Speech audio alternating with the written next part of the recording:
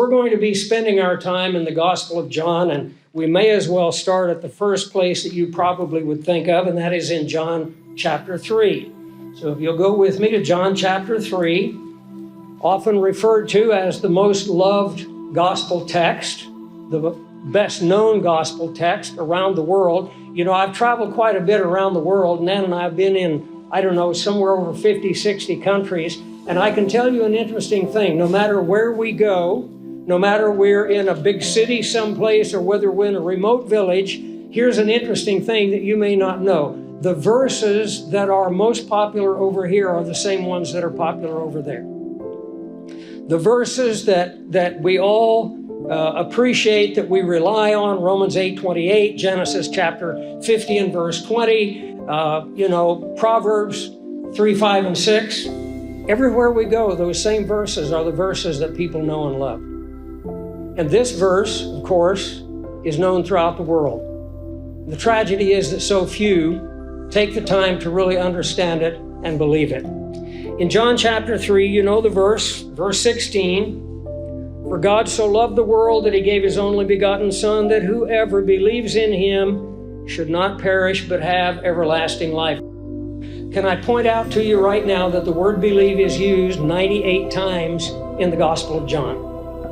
There are 98 times where the answer to how to have eternal life is given, and it's given in one word: believe. This is the word. It means to trust. The power is not in how strong your faith is. People say, "I just don't have strong enough faith." It's not how strong your faith is. It's how strong the object of your faith is. If your faith is in Jesus Christ, who is omnipotent God, your faith is strong enough. And it's in that context that Jesus now says, "For God so loved the world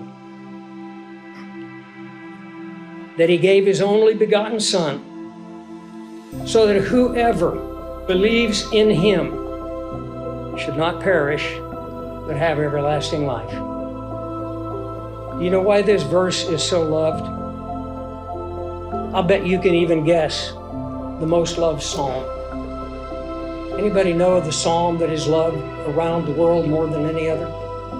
Psalm 23. That's a no-brainer. What about the greatest parable? There's a parable that is loved, known and loved all over the world. Anybody have any idea what parable that might be? The Prodigal Son. I want to ask you why Psalm 23, why the Prodigal Son, why John 3:16? Can anyone tell me? Because they're all something a little child can understand, right? They're so simple, and they reach the little child that is in us.